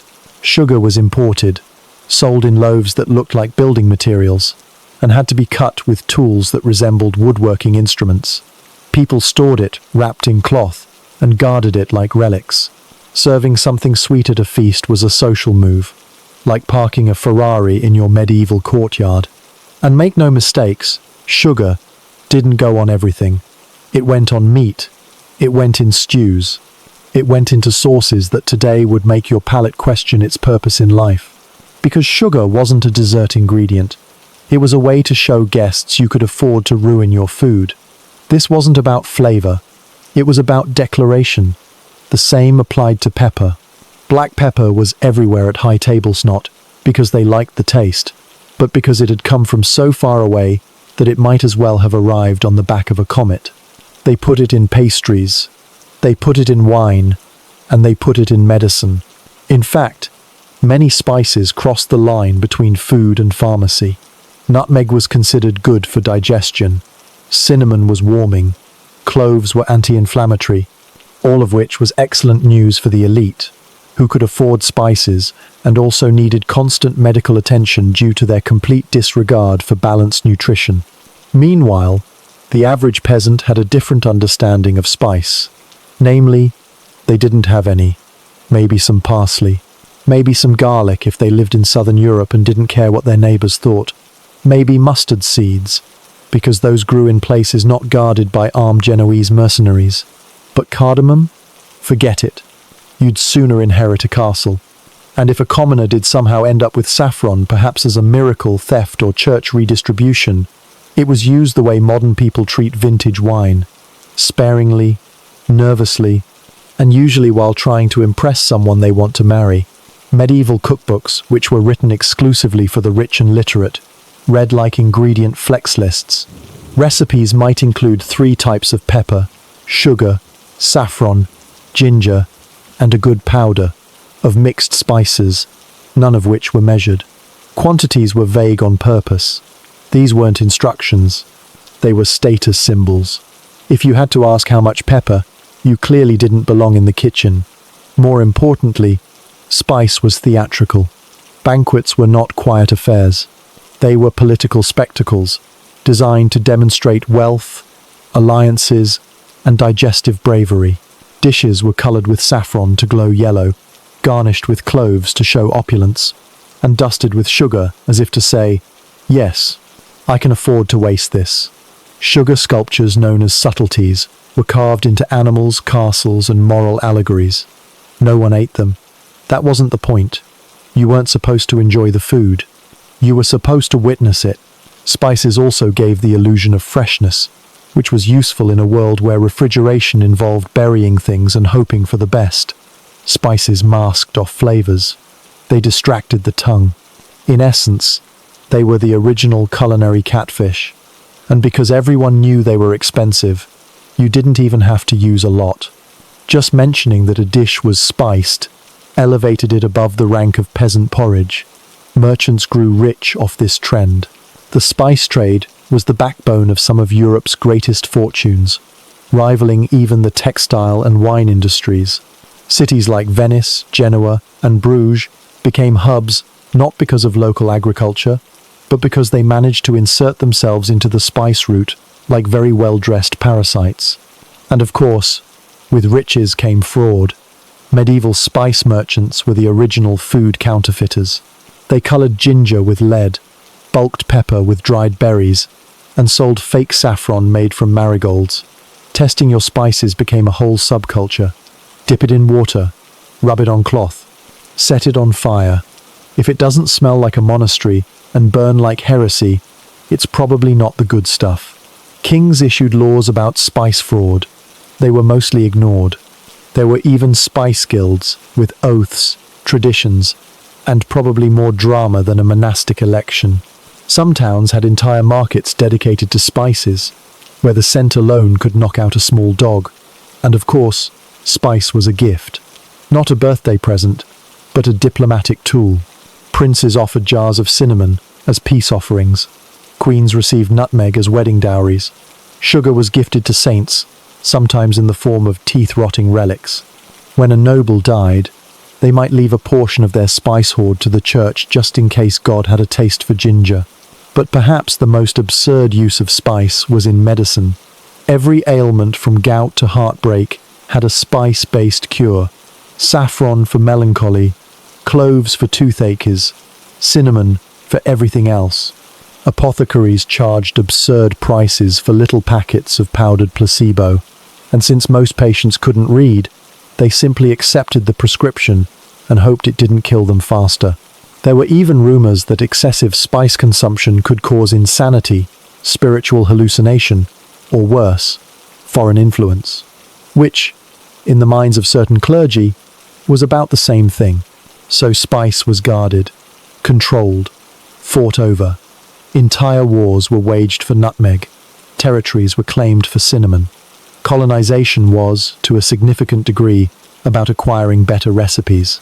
And every time you see a medieval noble slathering sugar on a roast, or ordering a pie that includes pepper, cinnamon, and minced chicken, remember this: they weren't feeding themselves, they were performing wealth. Taste was optional, affordability was irrelevant, and your enjoyment? That wasn't on the menu. If you think modern food laws are a drag, consider this. In the Middle Ages, what you ate wasn't just regulated by the state, it was micromanaged by the church, which, in theory, they was watching your soul, but in practice also had very strong feelings about cheese consumption. Food wasn't just sustenance, it was a moral battlefield. Every bite had theological consequences. Gluttony, after all, was a sin. Indulgence was suspect. And eating the wrong thing at the wrong time wasn't just unhealthy, it was a step toward eternal damnation. Enter the era of illegal snacks. Not illegal as in, the king said no, but illegal as in, God might smite you if you eat this on a Wednesday. The church calendar was littered with fasting days. Some years had over 150. That's right, almost half the year. You were technically supposed to abstain from meat, dairy, and anything else that brought joy. Fish was allowed, but only certain kinds, and even that was debated with a kind of obsessive fervor, usually reserved for scriptural disputes or heretical uprisings. Monks argued over whether beaver counted as fish. It lived in water, had a tail like a fish, and didn't moo. Verdict: fish, which meant yes. People were snacking on beaver tail stew in the name of piety. But it didn't stop there. Barnacle geese, which were mysterious birds that were never actually seen breeding, and were often found on the coast, were declared by some clerics to have spontaneously generated from driftwood. This made them honorary fish. which meant you could roast a goose on Friday and still make it to heaven, provided your bishop was flexible with metaphors. But of course, not everyone followed the rules. Illegal snacking became an underground culture. Markets would sell salted meat under the table, sometimes literally. Wealthier households kept cheese hidden in pantries like contraband. Butter was contraband. Sausage was contraband. Eggs? Definitely contraband. And not just for fast days. Certain holy seasons banned entire food groups for weeks at a time. Advent, Lent, Ember Days, Saints' Vigils. Food was policed with a thoroughness that would make modern dietitians weep. But the appetite, as ever, was a stubborn force. People cheated. They whispered recipes. They bribed clergy. They faked illnesses to get dispensations. They claimed they were travelers. Sick people, pregnant women, and the weary were sometimes exempt. So you can imagine how weary people suddenly became every time Lent rolled around. Bakers would cook bread with lard and claim it was oil. Housewives would simmer bacon in fish broth and insist it was medicinal. And if you were caught, you weren't just scolded. You were fined, shamed, in some cases, whipped. The church ran food courts, no, not the mall kind. The judicial kind where ecclesiastical judges determined if your goat cheese was spiritually offensive. Confessors asked about snacks. Did you indulge? Did you crave? Did you sneak a bit of salted ham behind the granary? Sinners were expected to repent not just for lust, but for dairy. And it got worse. During times of famine, when food was scarce, church leaders doubled down. Fasting was still expected. Sacrifice was preached. If peasants were starving, that was seen as a test of faith. If nobles overate, that was a sign of moral rot. And if you dared to enjoy food too much, even if it was technically allowed, you were probably committing the sin of luxurious appetite, which, while not a canonical term, basically meant you had too much fun with your stew. But nothing drew ecclesiastical ire like sweet things. Sugar was indulgent. Honey was suspicious. Desserts, when they existed, were often given penance through dilution. Sweetened wine was acceptable in moderation, but anything that resembled joy in a bowl needed a theological justification. Monasteries developed elaborate rules. Some allowed sweets after Vespers. Some didn't. Some forbade meals with more than 2 courses, unless it was a feast day. And what qualified as a feast day was often determined by how many relics your abbey happened to house. Even fruit was controversial. Ripe figs? Tempting. Apples? Obviously cursed. Berries were safer, but only when served without context. Anything resembling a pastry had to be either blessed or blamed. Enter the grey zone. Religious exceptions for culinary creations that looked sinful but were technically legal. Almond milk, for example, became the fasting cook's best friend. It was made from crushed nuts, resembled dairy, and could be used in everything from sauces to custards. It was also extremely expensive. But nothing said, holier than thou, like a Lent menu filled with almond-based blancmange. Then came butter towers. In Northern Europe, where olive oil was rare and animal fat was culinary gospel, the ban on butter during fasts became a logistical crisis. So, people built literal butter tower stall structures funded by the wealthy to store and display contraband dairy while simultaneously pretending it didn't exist. Eventually, some churches allowed butter for a fee. Yes, you could pay for forgiveness in fat. It was called a butter indulgence. You think that's a joke? Look it up. Even monasteries weren't innocent. Monks were supposed to be the paragons of restraint, but monastic kitchens were often the most decadent. They had gardens, orchards, fish ponds, and if the abbey was rich enough, private spice cabinets. Some monks fasted with fish and ale so rich in calories that modern nutritionists would call it a bulking phase. Others bent the rules so thoroughly they were basically eating medieval tapas while claiming it was penitence. One abbot was caught importing meat pies during Lent. His punishment? A transfer. The food still came. And what about street vendors? They operated on the fringes of legality. Some sold dried fruit dipped in honey. Others roasted meat and claimed it was foul. Many avoided prosecution simply because church officials liked to eat too. Hypocrisy, like sausage, was easier to stomach when you didn't ask what was inside. But still, the fear lingered. Spiritual consequences clung to every bite. And the line between sin and supper was razor thin. To snack illegally was to flirt with eternal consequences, not just indigestion, damnation. Yet people kept doing it. Because hunger, unlike theology, is not patient. Because the thrill of a forbidden cheese wheel is sometimes stronger than the fear of hell. Because humans are humans. And even when the church says no, their stomachs say, just one more bite.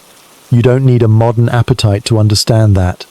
You just need a crumb of rebellion, a splash of guilt, and the faint but unshakable belief that somewhere, someone holy is watching you chew.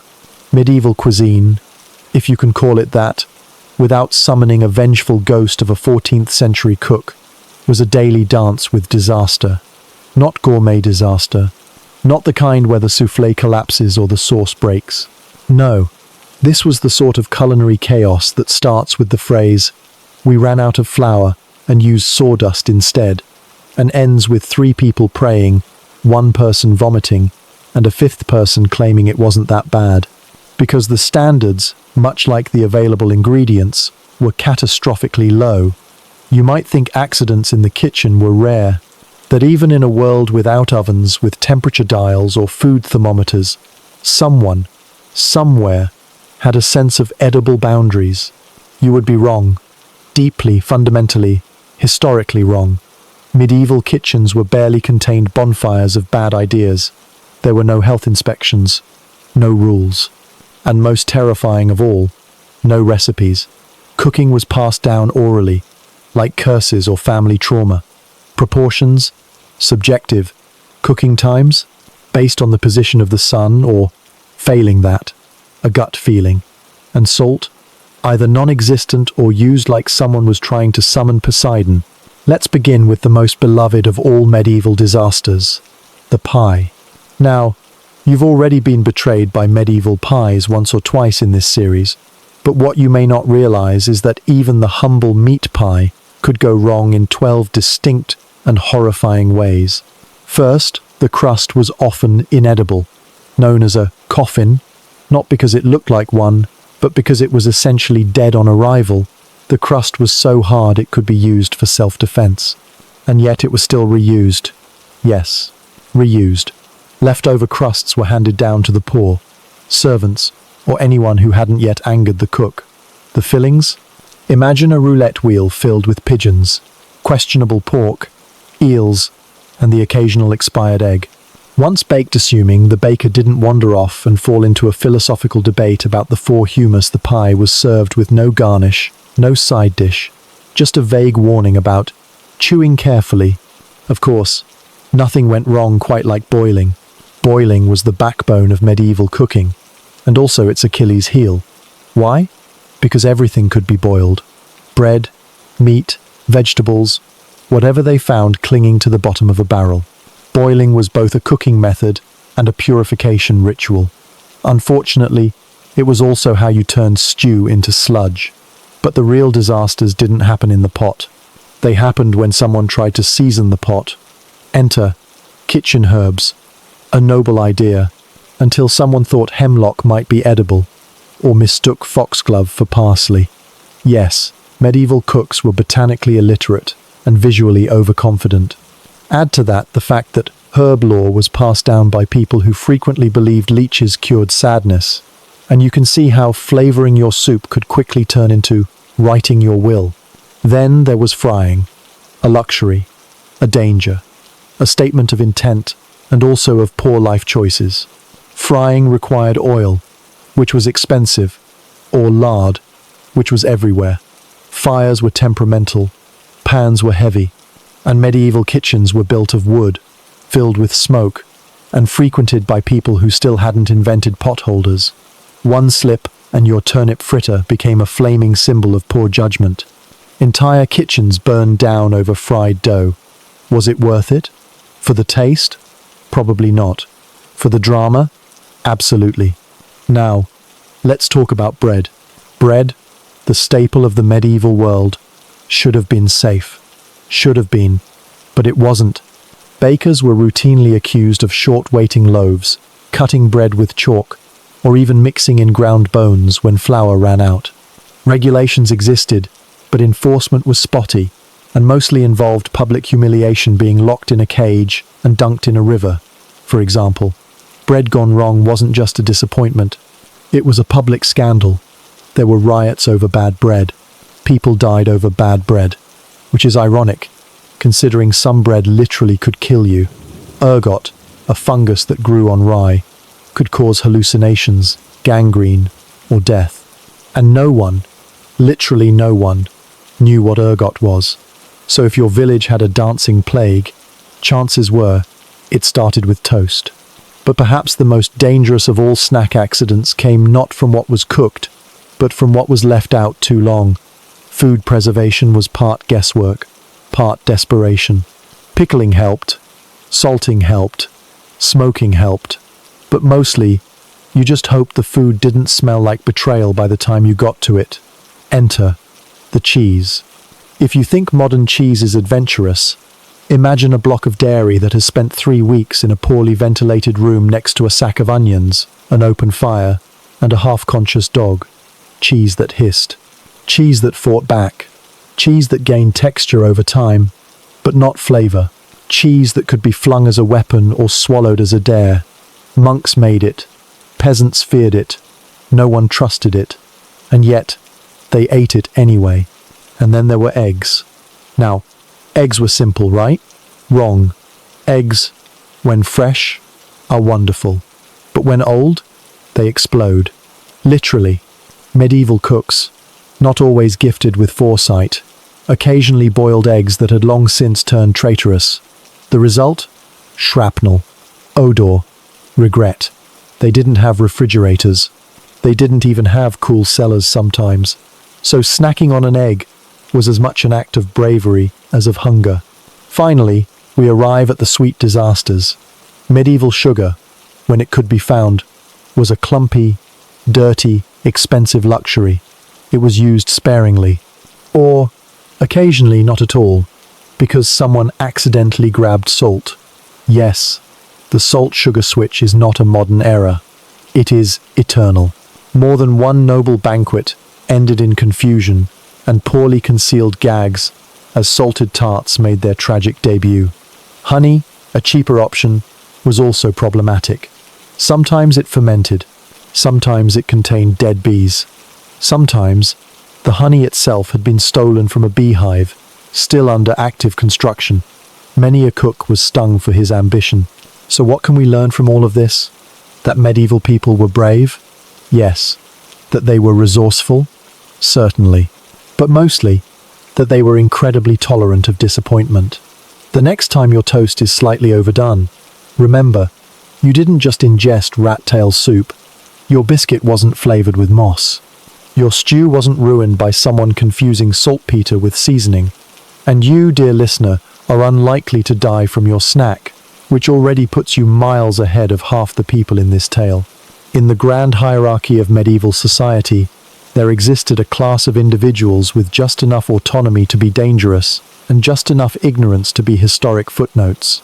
These were the children, the fools, and the occasional wandering idiot who thought sneaking a meat pie was worth a public whipping.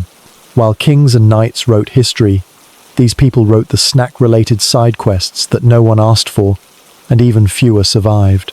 You might imagine children in the Middle Ages as cherubic little helpers, playing tag in the village green and being adorable between chores. And you would be wrong. Medieval children were small adults with responsibilities, calloused hands, and a working knowledge of livestock. By the age of 6, most were expected to carry water, weed fields, and if the harvest failed, contribute to the family diet by simply not eating. But that didn't mean they didn't get hungry. It meant they became sneaky. Thus began the long and noble tradition of children stealing snacks. Bread crusts, dried apples, cheese rinds, and anything that vaguely resembled food became fair game.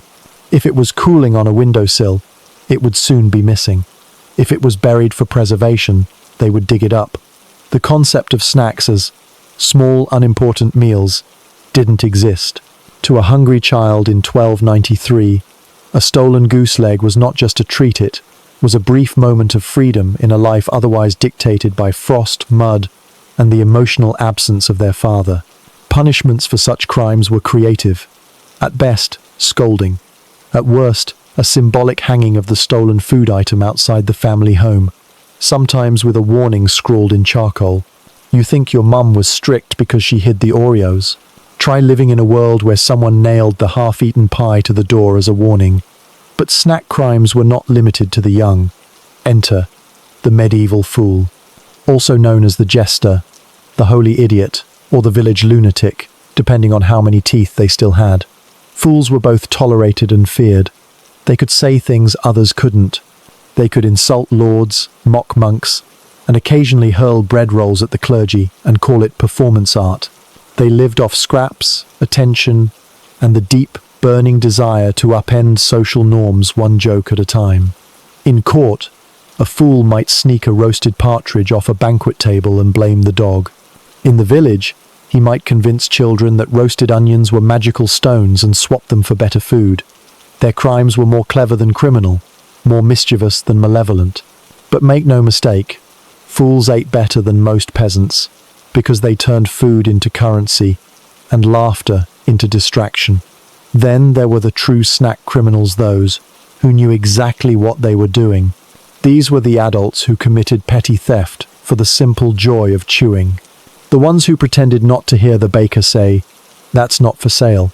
The ones who lingered too long at the market stall, waiting for the vendor to sneeze so they could pocket a handful of candied nuts. Theft was common. Punishment was inconsistent. In theory, you could lose a hand for stealing bread. In practice, most offenders received public shame, small fines, or forced labor, especially if the stolen item was perishable and low status. You weren't hanged for pinching a plum, but you might be flogged for stealing sugar, because now we enter the sacred realm of luxury snack crimes. Sugar, spices, and certain imported dried fruits, these were not food.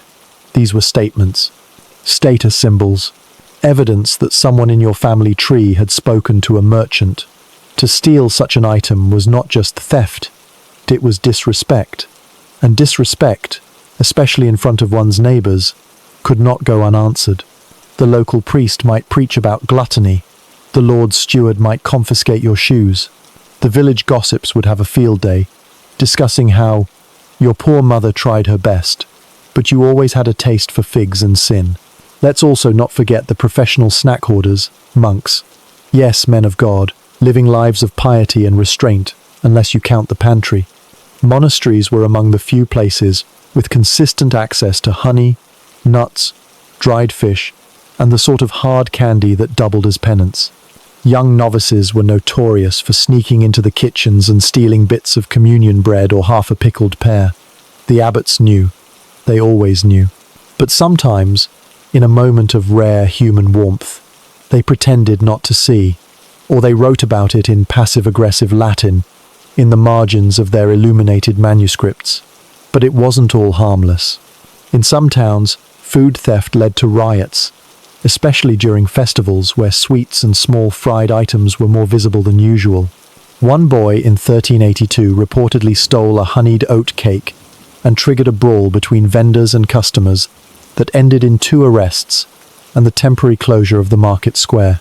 That's right, 1 cake, 5 broken noses, and a new law about keeping children tied to their parents with string during feast days. Street food, by its nature, invited chaos. No barriers, no doors. Just food within reach, and consequences poorly enforced. Children darted through crowds, fools offered distraction, and snack crimes multiplied like poorly stored grain weevils. People stole because they were hungry. People punished because they were angry. And the food? It never cared. It just got colder. There were also prank foods, which is where fools and children teamed up in the most terrifying culinary alliances. Fake pies filled with rocks, turnip juice passed off as wine, bread crusts soaked in vinegar and fed to unsuspecting drunks. These were not accidents. These were performances. And like all performances in the medieval world, they ended with someone shouting, someone laughing, and someone throwing up. The line between snack and crime was blurry. The line between joke and sin was thinner still. So when someone bit into a sugared beetle thinking it was candied fruit, was that a trick or a warning? When someone mistook a decorative cheese sculpture for food and lost a tooth, was that theft or karma? The chroniclers rarely recorded such details, but the villagers remembered, because snack crimes lingered, longer than sermons, longer than taxes, longer than the snack itself. In the end, snack crimes weren't about food, they were about power. Who had it? Who didn't? And who dared to reach for it anyway?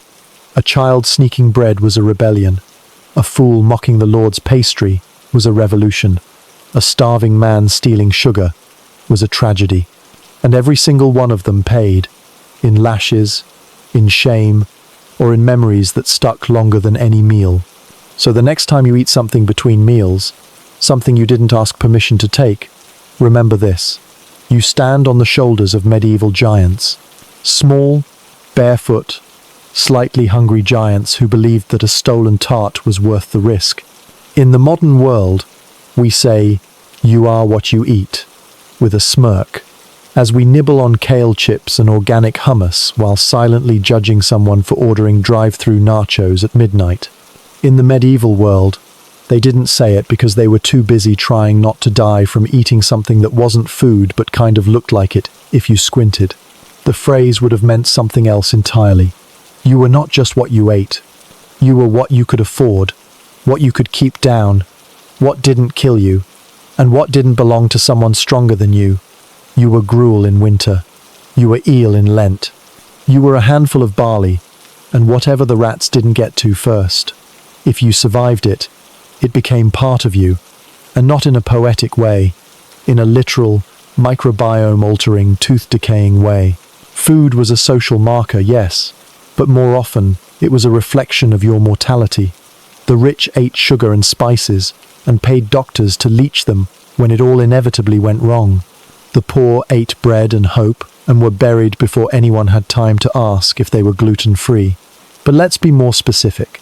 If you were a peasant in the 13th century, you were probably 60% bread, 30% watery ale, and 10% onions, with seasonal additions of sadness and soil. If you were lucky, a stray egg or strip of bacon might throw off the ratio. If you were unlucky, so might a mouldy turnip that used to be your neighbour's dinner before the plague made it available. And let's be honest, if you were eating something soft and sweet, it meant you were either rich, dying, or both. For the record, soft was not a texture often associated with medieval food. Most food came in two varieties, hard or wet. Hard, like black rye bread that could double as a weapon, and wet, like porridge so thin it bordered on the theological concept of liquid suffering. But then again, texture didn't matter when your teeth gave up around age 27. Let's talk about teeth. You had them. Once. But grinding grains with millstones full of stone grit ensured that every bite came with a little surprise dental abrasion. So yes, you are what you eat. And also, what your molars surrendered to. Archaeological digs consistently find medieval skeletons with tooth wear so severe, it's a miracle they weren't just gumming their way through life by 30. And if they weren't, well, they were simply too dead to file a complaint. But there's more to identity than erosion. Food meant ritual. It meant calendar. You knew the season not because of the weather, but because of what was rotting in your pantry. A sudden influx of dried peas? It's Lent. Salted fish in your bowl? Still Lent. Watery beer for breakfast? Every day is Lent if you're poor. But if you saw honey cakes, candied nuts, or even a suspiciously tender bird, it meant a feast day had arrived, or your Lord had died. And either way you were allowed to eat like God was briefly distracted. Speaking of God, he had opinions about your diet. Especially when the church inserted itself into your kitchen with declarations about what counted as meat, what counted as sin, and what could be eaten on Friday without risking eternal damnation. For example, beaver tails were technically considered fish, so you are, quite literally, what the church said you were. And if that meant you were now part beaver because you had a craving and theological loopholes existed, so be it. Identity was flexible. Digestion was not. Illness was often indistinguishable from hunger. Were you hallucinating because of bad mushrooms or divine punishment? Did your belly swell from starvation or demonic possession? Did the green cheese mean it was aged or possessed? These questions were not rhetorical. They were survival questions, and the wrong answer could mean death or an exorcism, sometimes both. But perhaps the truest expression of medieval identity through food was what you didn't eat. The famines, the fasts, the social exclusions. To be poor wasn't just to have less food, it was to be denied the right to choose your food. No variety, no indulgence, no second helpings. You ate what was there. If nothing was there, you pretended it was. There are records of people boiling bark, roasting acorns, even making bread from ground bones and dust. That wasn't cuisine. That was desperation on a plate, and it was eaten with the same silence you now reserve for lunch in a waiting room. What you ate was who you were, and that extended to how others saw you. Did you reek of onions and tallow? Peasant. Did your breath carry a hint of cloves? Someone has money. Were your fingernails clean while handling cheese? Which? Food was not just consumption, it was reputation. And if you dared to eat like you were above your station, someone would notice. And they'd tell the priest. Who would tell God?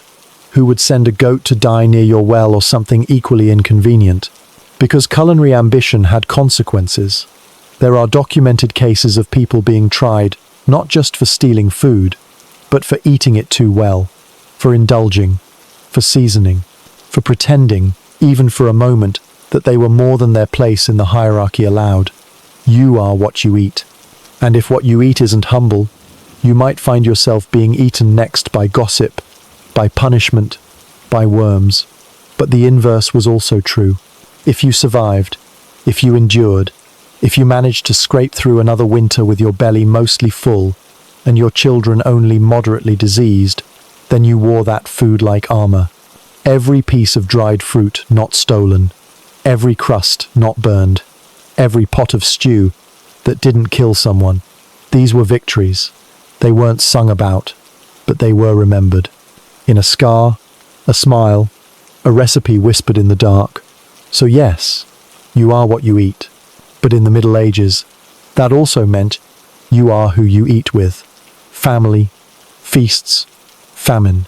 You are the sum of the tables you sat at, the scraps you fought for, the fasts you endured, and the flavors you carried across generations. Your food was your story, your survival was your signature, and your diet was as much about identity as it was about endurance. The world was cruel, the food was worse, and yet you're still here.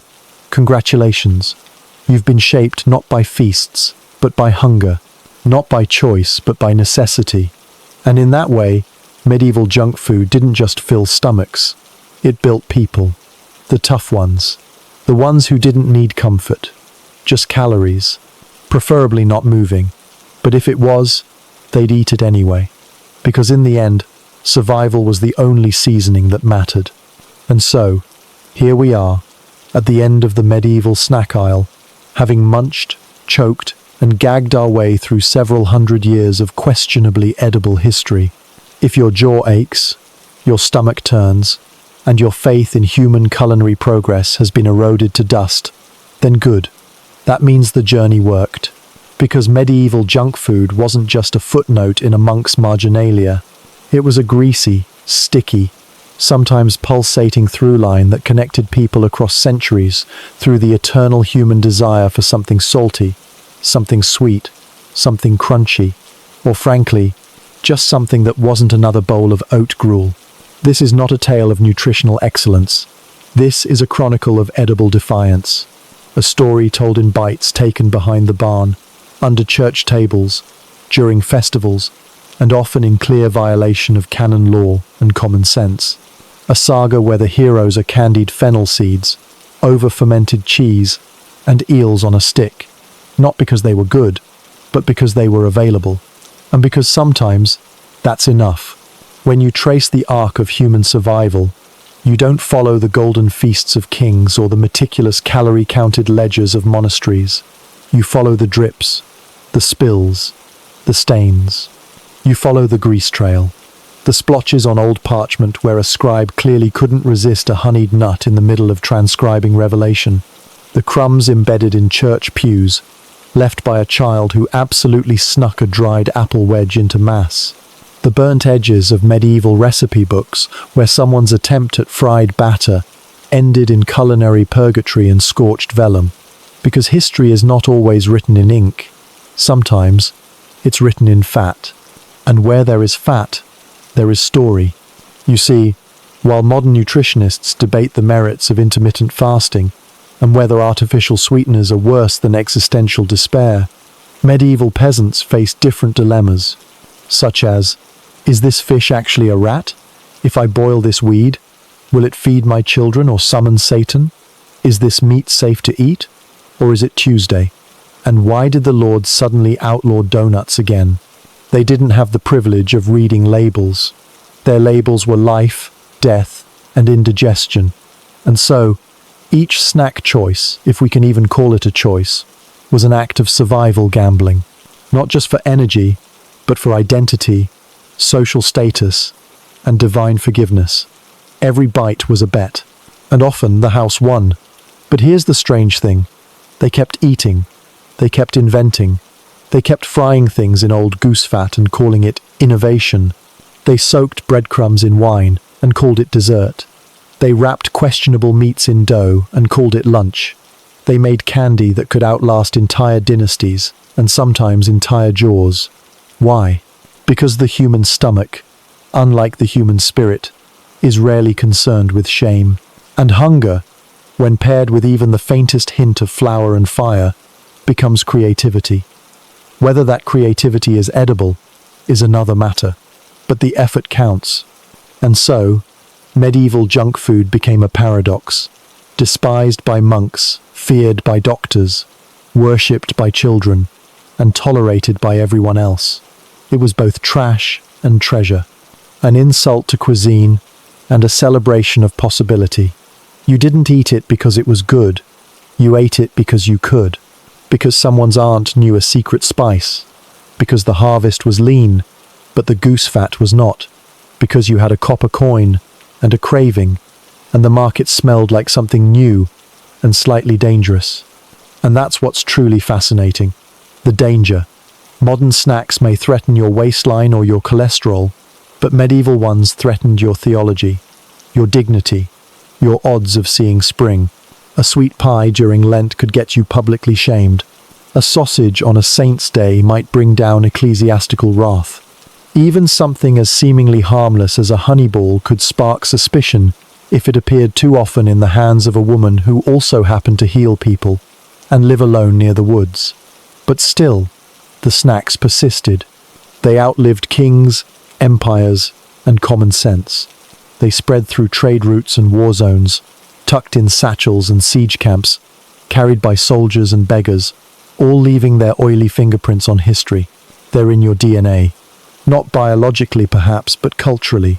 Every time you sneak a cookie at midnight, you're reenacting a scene from 1347. Every time you dip a fry into something unholy and orange, you are honoring a tradition that dates back to some desperate Flemish cook who decided a turnip might be better if you dunked it in fire and salt. You are not above this. You are part of it. You are the end of the grease trail, the continuation of 1,000 sticky fingers, questionable choices, and quiet rebellions. The medieval world didn't give us clean meals, but it gave us cravings. And those cravings still echo. In your drive-thru, in your guilty drawer, in your seasonal pie with a recipe nobody trusts. And the church may have tried, the doctors may have begged, but you can't exercise desire. You can't pray away a sweet tooth, and you definitely can't legislate flavor out of a hungry people. So they fried. They pickled. They smoked. They shoved eels into pastries and dared the world to say something. And you know what? The world didn't say anything, because its mouth was full. So, what have we learned? That taste is subjective? That survival is a recipe? That sometimes food is less about flavor and more about defiance? Yes. But more importantly, we've learned that if you ever find yourself transported back to the 13th century with no food, no money, and no clue, your best bet isn't the castle feast or the monastery kitchen. It's the market, the alley, the corner stall. Find the woman with ash on her apron and secrets in her skillet. Hand her whatever coin you have and say the universal phrase of snack seekers through history, "Surprise me." She will. It might be beetroot fritters fried in rancid oil, or maybe dried fish glazed in syrup. You'll chew it slowly. You might live. You might regret it. But you'll understand. Because this is the real heritage. Not coats of arms, not velvet thrones, but crumbs, grease, burnt edges, and the knowledge that someone, somewhere, once called this food and meant it. So wipe your hands, unclench your teeth, and take comfort in knowing that history, no matter how noble it pretends to be, is always just a little bit sticky, and so are you. Congratulations. You've reached the end of the medieval junk food saga. You're still alive. For now. But maybe brush your teeth. If you have any left,